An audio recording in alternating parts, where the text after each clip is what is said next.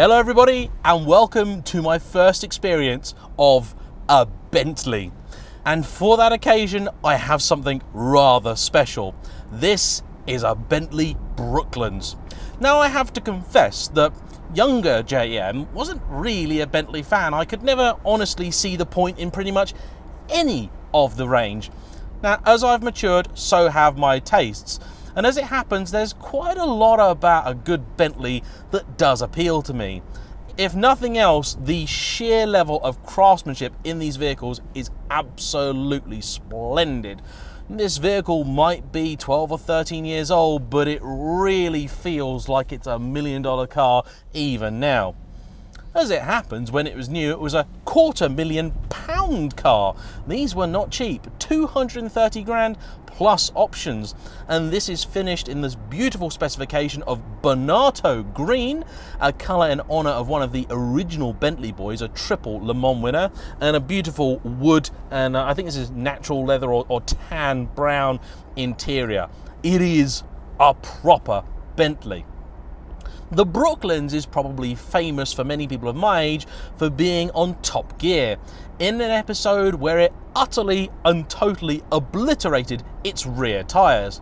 Now I'm going to get out on the roads in just a little bit and enjoy that ample performance, but before I do, I want to enjoy wafting around the grounds of Cholmeley. This is the site of the Cholmeley Pageant of Power, and it's the perfect place to start my first ever drive in a Bentley, because a Bentley is about an experience. It is such a magnificent thing.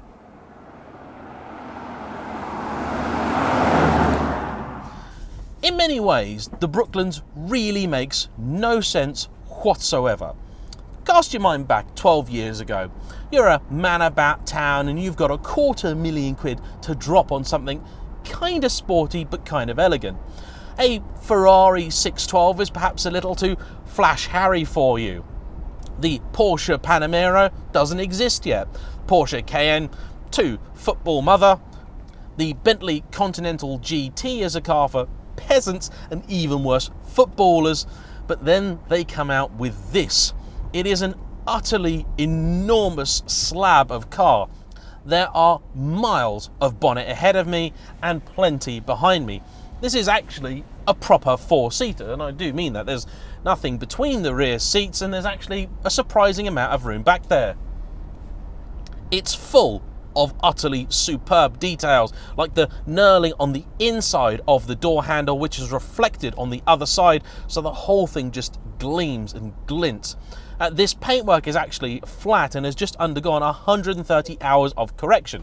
Now, that's why it's not pristine in this video, because its owner now is very wary of scuffing or scratching it. This car, of course, is from the era when Audi already owned Bentley, and there are only a very few clues as to that heritage. The most obvious will be the little center display here, which is very familiar to anyone that's driven an Audi from the time, and the gear selector here, which is familiar to, again, VW users of the era. There is a little screen up here that can be hidden, but fortunately most can be shied away, and all of the dials are proper, serious Bentley. This thing is absolutely wonderful. It's the sort of car that my buddy Darren, who has the Mercedes E-Class, the old one, would be all over. Big pillarless coupe with absolutely effortless performance. And let's talk about that performance, shall we? This car is not only my first Bentley experience, it's also my first date with the infamous 6.75 litre engine. An engine which will definitely have its very own episode dedicated to it, but has lived on for over half a century. It's only now just gone out of production. It was a Rolls-Royce motor, and then of course used by Bentley as well, because the two companies do have an intertwined history. It's a little bit complicated really. Maybe one day I'll do a story on it, but if you want to do some reading up on Wikipedia, it's very fascinating. Either way, Rolls-Royce, although they're often associated with this engine, haven't used it for quite a while, instead using V12 BMW drive units.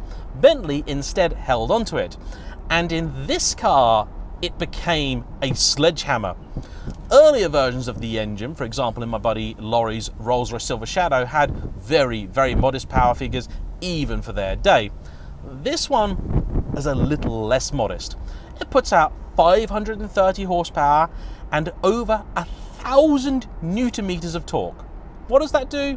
Well, this.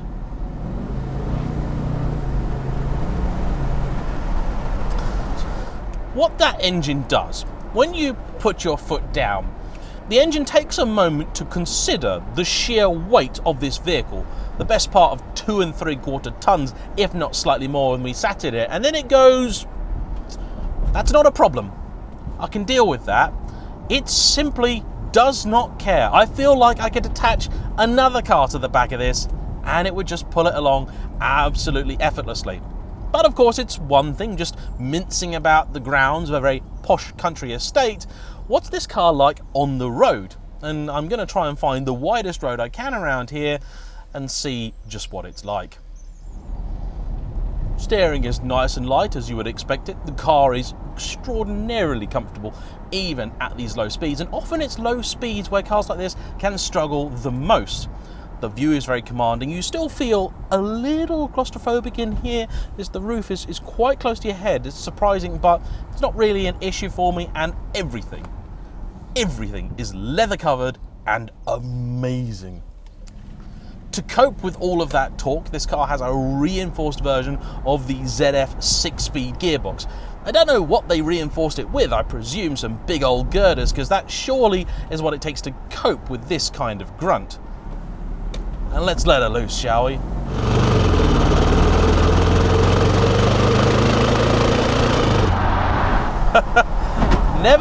Never has 3,500 RPM felt so much like a perfectly fine time to change up a gear.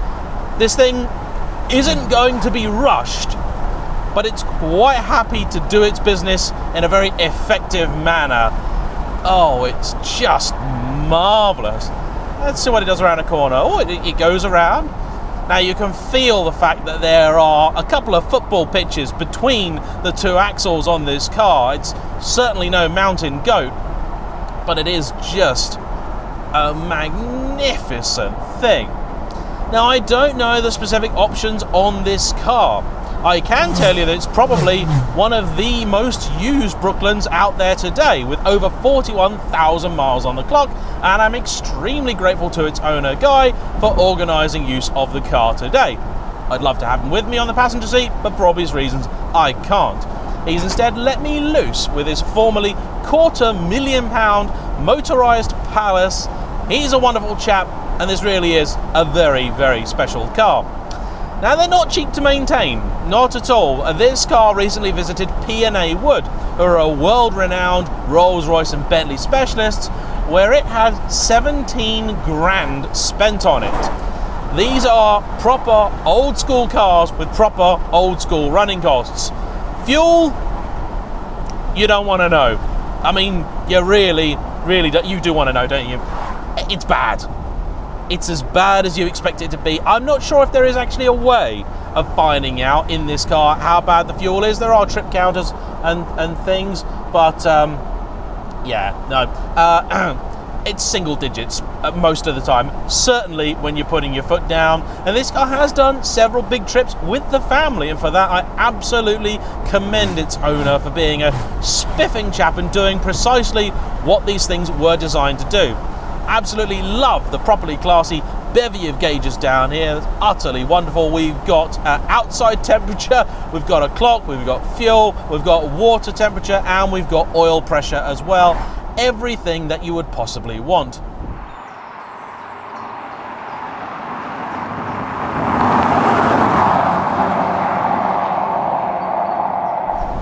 As Bentleys go, the Brooklands, being a limited edition car, 500 allegedly made, didn't depreciate that badly either. Many other Bentleys do lose quite a bit of money at a frightening rate, and while this one has certainly shed its fair share of cash, it's still worth well over 6 figures if you want to find a decent one. And that really is a good thing if you're looking to invest, because it's certainly going to demand a lot from its owner. But then, when you're looking at cars, there are very few out there now which deliver what I can call a truly unique experience. And the Brooklands really does. Bentleys, I've always hoped and expected, would be the sort of car that would be extremely comfy and wafty and brilliant and lovely. But would also have fairly decent handling, and the steering in this for a 2.5 ton barge is actually very nice. Got just the right weighting to it. It's easy and light enough that you could put a lot of miles on it, but it also does talk to you, gives you a little bit of feedback, and there's a surprising amount of texture coming through the helm as well. The gearbox is very slow to respond when you're trying to get past people like cyclists and so on and so forth. It does take its sweet time, and that means that overtakes aren't always quite as instantaneous as you would hope that they might be.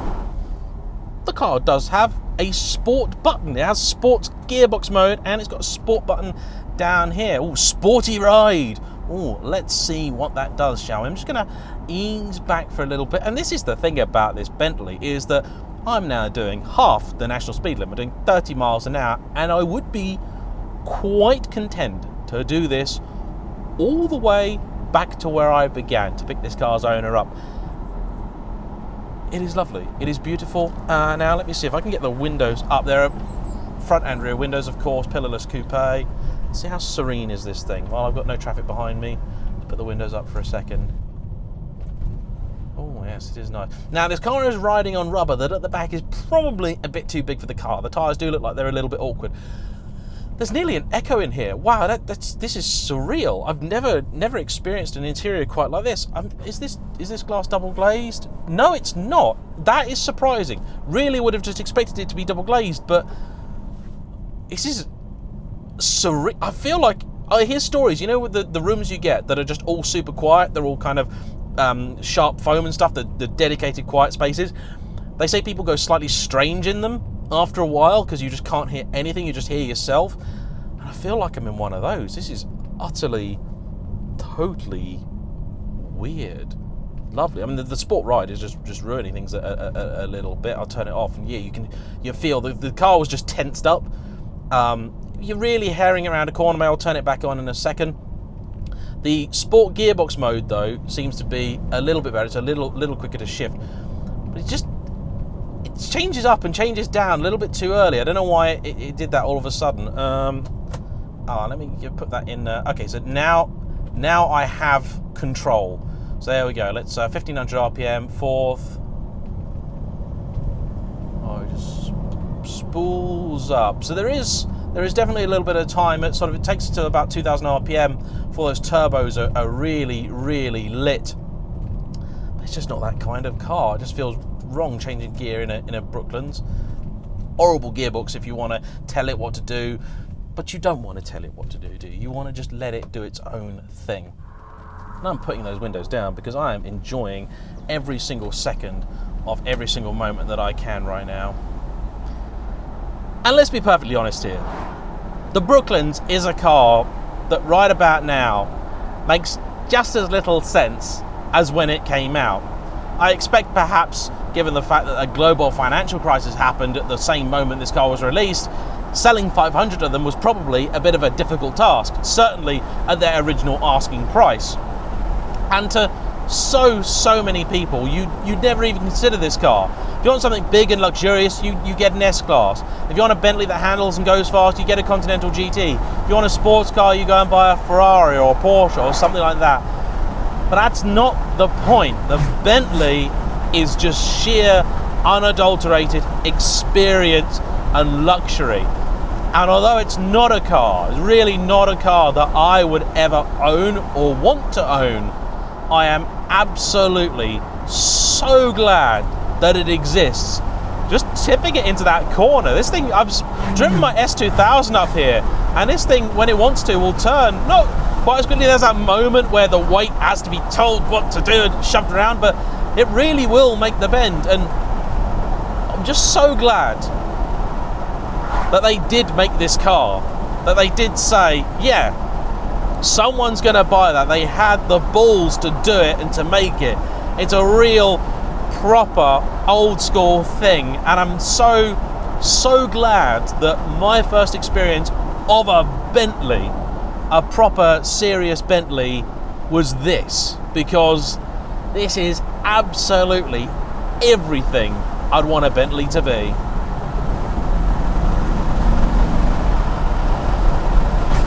It's a bit naughty, actually. Oh yes, go on, my son. Oh, it really enjoys these corners. It's also got so much mass, I just lift off the throttle and the weight just carries it through. Like, you don't want to go too much quicker around here, but oh yeah. Oh, it's absolutely magnificent. Personally, I still think Mr. Clarkson is an utter and total lout for doing what he did to the one on Top Gear. But as a thing to enjoy, yeah, I like this a lot. It's stupid, it's mad, it's completely over the top, and it's therefore exactly what it should be. Perhaps this Bentley is the ultimate example of a car whose performance is so wonderful, not because you actually ever want to use it, but simply because you know that it's there. Like having a really big tough guy as a security guard. You hope he never has to help you out, but you know that if you ever got in a scuff, he'd punch someone's lights out without hesitation. That really is the Brooklands. Well, thank you everybody for watching. This has been quite an experience. I hope you've enjoyed coming along for the ride. Please like, comment below, subscribe if you haven't already, and I will see you for the next one, which is going to be a car that is very different. Ta-ra!